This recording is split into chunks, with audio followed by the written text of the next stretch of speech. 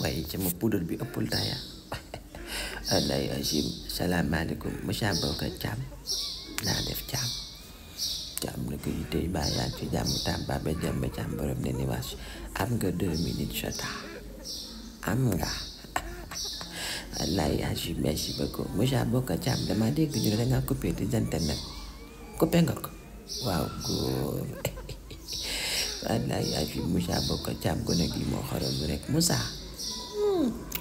manifestation am na rek ba coupé internet pour vidéo yeeg yooyu ngay ragal yi ñuy filmer di ko kii publier ñun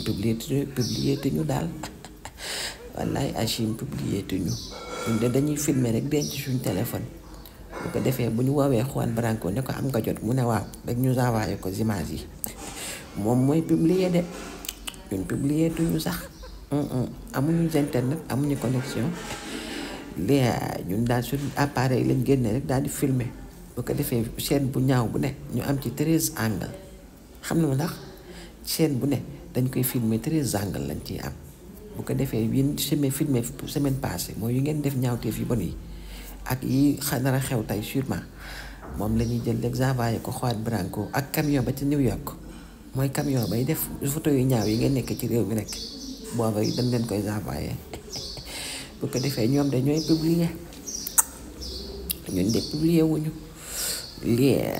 te que bu sonal sa bopp Sénégal yi dañoo sori de ku ci nekk décodé na sa wifi pour que ñu mën a am connexion ñun ñëpp maa ngi nii de su man bi ma génnee ci damay taxaw ci buntu kër gi connecté wu envoyé message joxali ba ci beneen buntu kër noonu laay discuter ak samay followers buntu kër goo taxaw borom dindi na wifi bi bàyyi ñuy connecté wu gratuitement wallaay Hachim Bocar Thiam gone gi moo xoromu rek lii